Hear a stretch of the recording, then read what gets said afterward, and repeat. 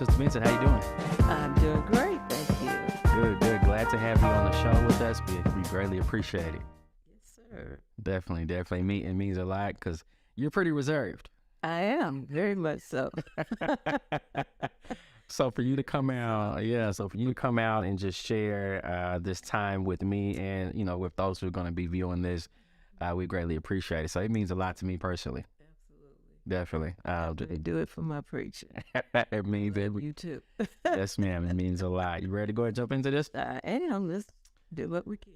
Awesome. So outside of your husband, obviously, our Minister Emeritus, Brother Vinson, we know he served under his father, the late I.S. Vinson, and we know he served this congregation for 20 years in the full-time position, but we know, of course, ministry was going on well before he actually took the reins of the congregation. But outside of just your marriage to him, you have an awesome history yourself. We can see the shirt on you. You are a descendant. Yeah, you are a descendant of the 1921 Race Massacre. So if you would just kind of talk to us about yourself and just that dynamic growing up under the Porterfields. Sure. Yes, I am the daughter of parents who survived the 1921 Race Massacre. Growing up, we didn't talk a lot about it. Yeah. And so we really didn't realize the significance of that until we were older. In fact, like within the last 20 years even. And as you know, we're still fighting for justice for Greenwood reparations, and because you're a descendant as well, so Right. you know about that. Mm-hmm. But it did not stop my parents from working hard and raising a family and taking care of us and encouraging us to, get an education, go to college. It was just not a deterrent for them to not do well in life. Right. And they did great. They did great. But one of the things I appreciate, even as a kid growing up, we would go to the Porterfield house, and I would, you're a singer, you're an awesome singer. And so I know they had to come from somewhere. Growing up as a kid, I loved that Porterfield barbecue sauce. Oh, yeah. Yeah. Talk to us about that recipe, and just, still to this day, when we have barbecue, like, okay, Pam, you gonna make some of that barbecue sauce for us? Yes, my mother was a wonderful cook, a great cook, and she just experimented with that barbecue sauce at home until it became the famous Porterfield barbecue sauce, and it was really, really a good sauce. Yeah. We took it to the state fair, and it went to the stores. We were competing with another barbecue sauce. I guess I won't call any names. Yeah. It was quite famous. Okay. And we were like head to head with them at one time. Nice. And everybody loved Mama's barbecue sauce. Indeed. I'm glad that you were blessed. She shared that with you, so we're still able to be blessed by Mama Porterfield and that barbecue sauce. Yes. Definitely. We mentioned a little bit earlier, those who know you and those who may not know you, you have one of the smoothest soprano voices I've ever heard in my life. And so kind of talk to us how long you've been singing and how has music just impacted you in your life. Thank you. I guess when I was young, I can remember walking home from school, and the neighborhood girlfriends, we would just sing the latest song and try to harmonize. Okay. Those Motown songs, the Supremes and the Temptations, and all the rest of those songs. So I knew I could kind of sing it at that time. My mother sang when she was younger and played piano. And then my dad, he played clarinet in the band. So, and then my mom bought me a baby grand piano. I took piano lessons. Do you still play? I can play chords, and that's it. Okay. You know what they say, when you stop using your talent, you lose it. So I can just play chords, and I can play the scale, of course. Okay. But yeah, I've always loved music. My dad was a big jazz enthusiast, and he probably had 500 albums. So we, listened to jazz, and it was just kind of in my family, and I love singing. And when I became a member of the church, your grandmother, Lucille Jones, helped me learn how to sing. Now, they were trying to get me to sing alto because they didn't have enough alto, and it wasn't working out. No, I can tell. I later realized that was not my natural voice. I was a soprano. Gotcha. And during high school, I was always just too bashful to try out for the chorus. The chorus director talked to my parents and said, kind of get her to come over and sing, and I wouldn't do it because I didn't want to try out. And even when I went to Southwestern, I still wouldn't try out for the chorus.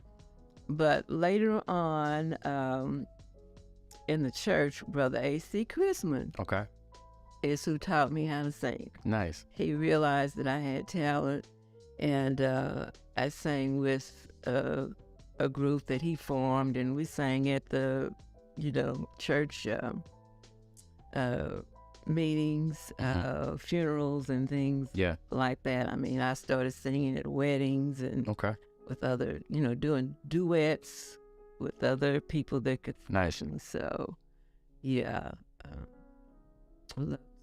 Yeah, and that's awesome, and that's why I said I just appreciate this time sitting down with you, because by the time I came around, you were already kind of in the groove and kind of guiding your footing and everything, and not knowing all the background and the backstory. So that's awesome. Outside of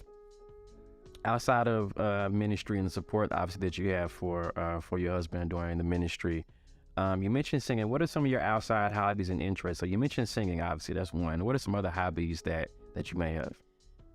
Okay, I used to really like to garden a lot, but due to age and health and things like that, I don't garden as much as I used to. I'm down to a few pots rather than okay. Yeah. And then I like movies. I love to go to movies. Okay. What's your favorite movie? What's my favorite movie? Oh, but I'm also interested in the Star Wars movies. I love those. Nice. Mandalorian. Yeah. Boba Fett. Okay. I don't know if you watched them yet. And my favorite one, the latest, Andor. Yeah. I'm into those. Nice. Okay. I got into them here in a little bit, but I know when I was a kid, you talk about mentioning playing the piano. I did know how to play the theme song, the Star Wars theme song. Oh, you did? Yeah. Oh, I didn't know that. Yeah, so it was a lot of fun. That was one of my favorite tunes to play on the keyboard, because of course it had the little, the help with you, so it kind of taught you, okay, where to put your hands, all that kind of stuff. And so I was starting to self-teach myself. I never finished, but that was one of the tunes I really enjoyed playing, was the Star Wars theme song. Okay. It just dawned on me, when the Titanic first came out, I think I went to see that about 3 times. Okay. I can't say that that's my favorite movie, because we've had some more great movies since then. Yeah, Black Panther. Yeah, and I thought The Way of Water was beautiful. Yes, Avatar, yes, it was. Everything, the storyline and just the scenery. Definitely a good sequel to the first one. Yeah, nice. Also, you love your Oklahoma City Thunder. All right now. Yes, I do. Well, yeah, I do like the Thunder. In fact, I just love basketball now. But looks like we've got a pretty good little team put together. Yeah. And finally, they're coming along, and in the future, I think we're gonna have a really good team. Yeah. Have you ever been to any games? I went to one game one time when they came here to Tulsa. Okay. Yeah. I went to the BOK, and I sat in the nosebleed section. Yeah. And I was so distracted by all of the people that I didn't see a thing. And I think KD was playing then, Russell was playing then. I couldn't see down there, and I was just, distracted by it. Gotcha. I'm glad. Speaking of Russell, I know you call him Russie affectionately. So I'm glad he's back with Paul George and the Clippers. So am I. I would really love to see him get a championship. Same. Because he did so much for Oklahoma City. Yes, he did. He worked so hard, and I think he just almost ran himself into the ground. That last season that he took the team to the playoffs. Yeah. He played so hard. He did. He's had some trouble since then, but I'm glad to see him with a team that's doing pretty good, and I hope he has some success there. Yeah, there's definitely opportunity, because you have Paul George, which they got chemistry together, and then Kawhi Leonard. So there's opportunity. We're gonna really do something. So we'll definitely see how it all shapes out. Yeah. For sure. Navigating kind of back to ministry. And so in the second episode that we had, obviously with your husband, with Brother Vincent, we kind of hinted a little bit about just some of the struggles that come with ministry, because it's a reality. Everyone on the surface sees what happens on Sundays, and they see the glitz and the glamour of it all.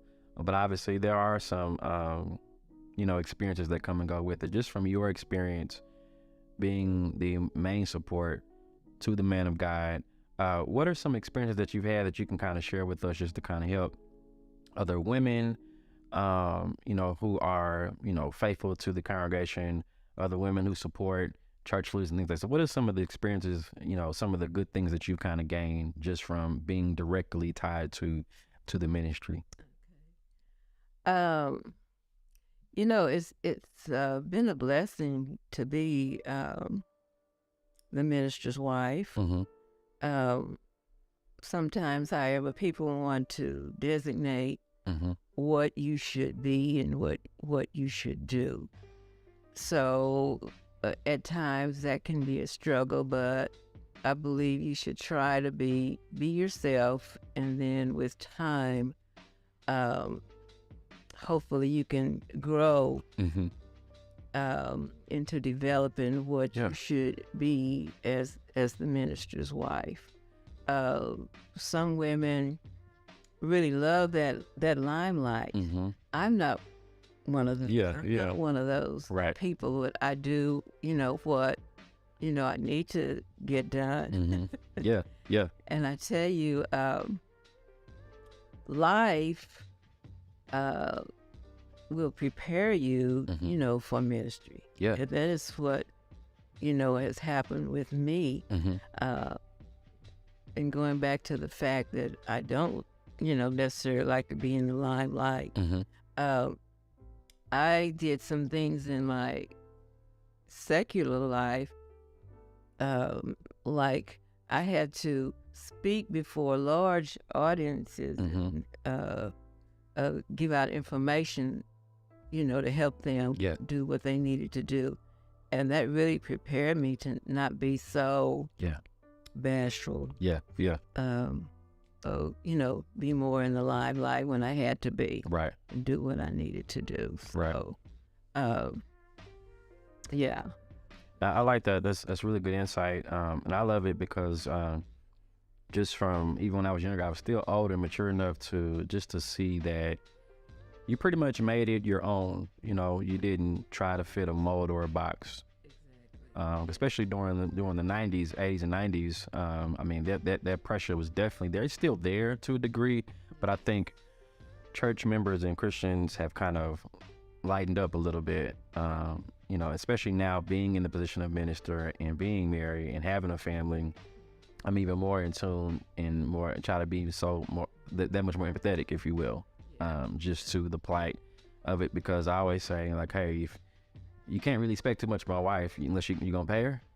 So you can expect what you want from me because there's an expectation that's been set. One minister, I think it was Brother Faye Haygood in California. He put it really good. He said the wife of the minister has two jobs: one, love God; two, love me. That's it.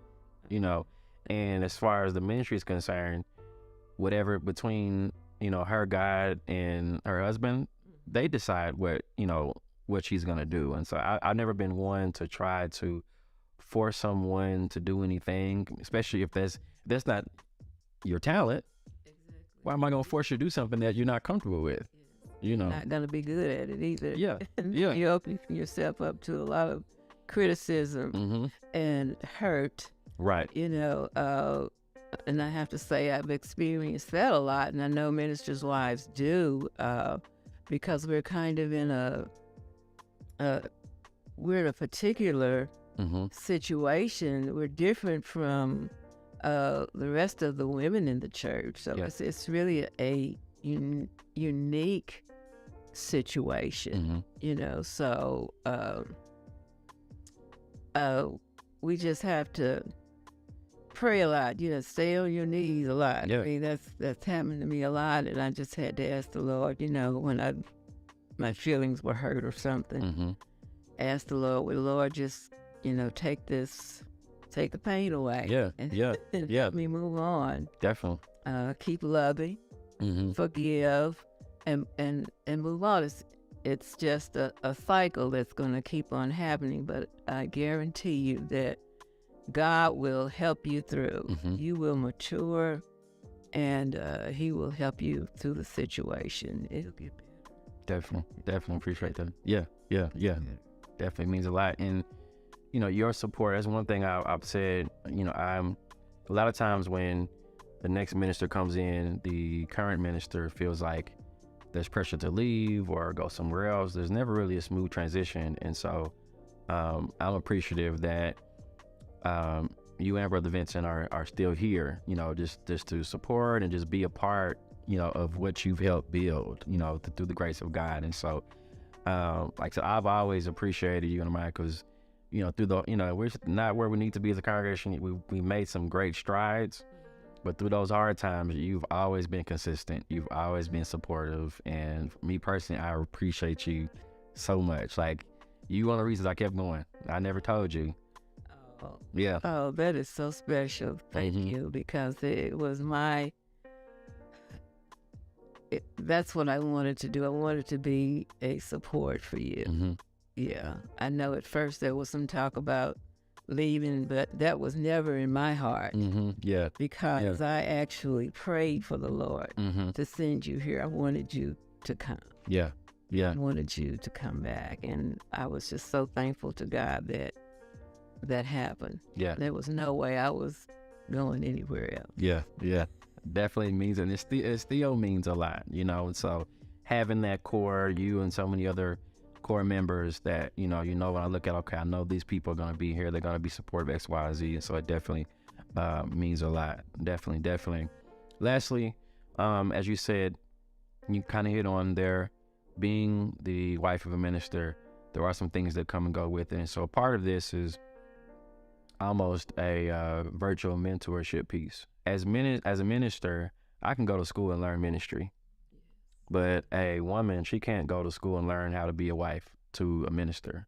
It's one thing to be a wife, as you alluded to, being the wife of the man of God. It's a different set of circumstances. And so lastly, before we go, what's some advice you can give to women in the church, to new wives of ministers who are stepping into that same limelight that you had to?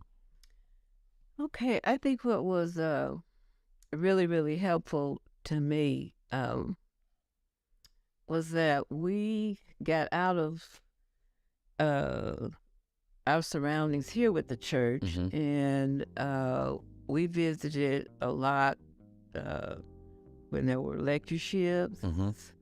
You know, I went to the Minister's Wives Conference. Yeah. They have many conferences for women.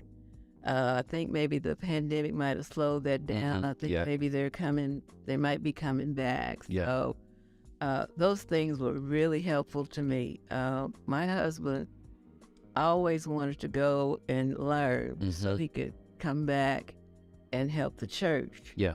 And so I went along with him, and that really helped me a lot. I learned so many things and found so many good things outside of, you know, East Bourbon Street, other ministers. And those really did help me mature as a Christian, first of all. And it just went smoothly right along with being a minister's wife. Yeah. Awesome. So you see that fellowship piece of not only going to learn, but you network, you meet people. Absolutely. You have to do that. You have to do that if you want to grow. Right. You really do. Right. Love it. We appreciate you so much for taking the time to come and sit down with us. I've learned some things about you that I never knew. And so, so it's definitely appreciating you. I gained that much more love and admiration for you. So again, we appreciate you so much. Indeed. I hope it helps somebody. Yeah. I believe it will. I believe it will. It's okay. To our viewers, again, we appreciate you coming on with us. Remember, we do this every Thursday night at 7 p.m. Central Standard Time. And so again, right now, we're focusing on just the women of the church, the women of the ministry, because as you can see, they have so much insight and perspective to share with us, to bless not just other women, but bless the entire congregation. And so again, Sister Vinson, we appreciate you. That concludes this episode. And so we will see y'all next week